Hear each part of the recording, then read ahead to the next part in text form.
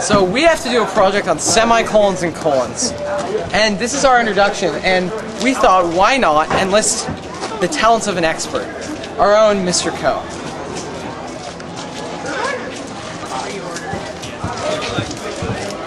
Let's see, I think he's talking about it right now.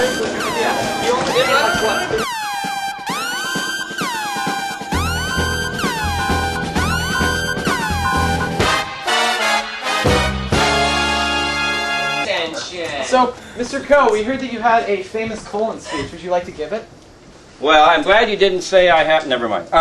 Okay, yeah, I was just going to talk about the colon today. So let me erase this picture here, which has nothing to do with what I'm going to talk about. Hope that doesn't look like a colon. I'm going to talk about. I'm just going to talk about life. I think I can tie that into colons pretty well. You know, as you go down the road of life, there are many signposts, right? And if we lived out in the country in the sticks where we'd never heard of a pencil or never seen no school books before, the signpost would be pretty simple. Sit, Colby. The signpost would be pretty simple, right? There'd be a stick with an arrow on it saying, that away, or no trespassing. But we live in the modern world where there's all sorts of sophisticated signs. And fortunately for us, in the modern era, one of the most common signs is the old 3-light stop sign. Makes me think about colons when I see that. Okay, as you go down the road of life, sometimes, see if I have a red here. I don't have a red. Imagine that's red. You see a red light and you're supposed to stop, right? And sometimes when you go around down the road of life, you see a yellow light and you're supposed to speed up. Now you may not think that's true, but when I was in Switzerland, there's a yellow light and then a red light, and then before it's green again, there's always a yellow light. And I have yet, in my 5 times to Switzerland, figure out whether you're supposed to start or stop or think about it, or maybe go, or wait for the other guy. But there's an extra yellow light in there, and I have no idea what that's all about. But that's another story. Okay, and then there's the green light. Okay? You got your green light, and that means you can just go right on down the road of life. If you see the yellow light, you better slow down. You better think about it. And if you see a red light, well, you got to stop and wait and wait. And sometimes it's just too unbearable. And after you're done getting gum out and changing the station and dialing your friend and checking your text message, eventually it'll turn green again. There's one more light, though, that's hidden in here. It's a secret light.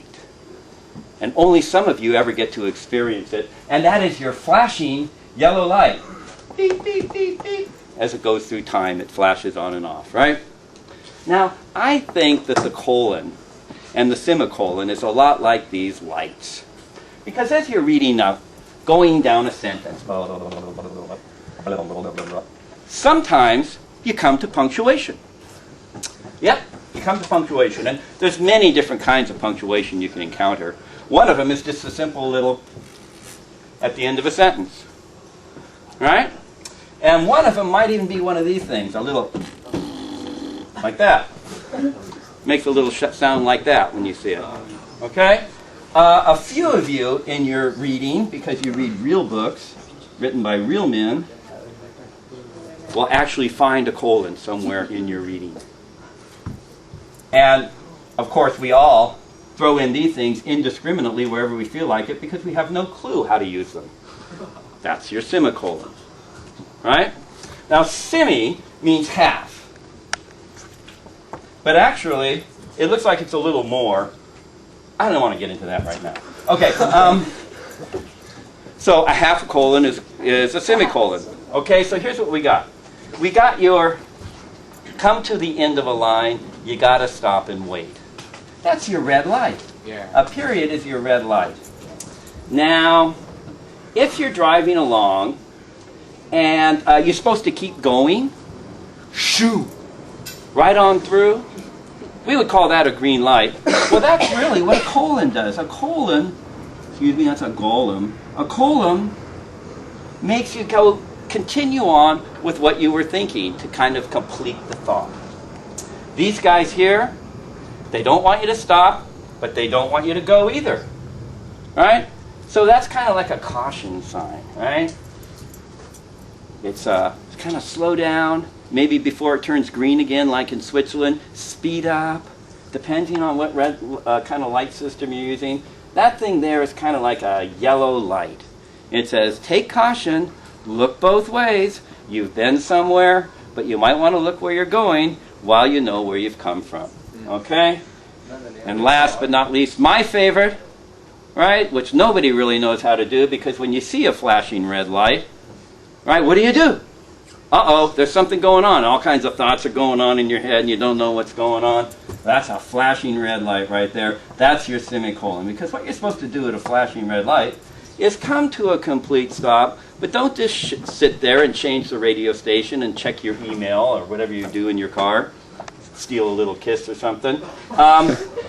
What you got to do is you got to keep going.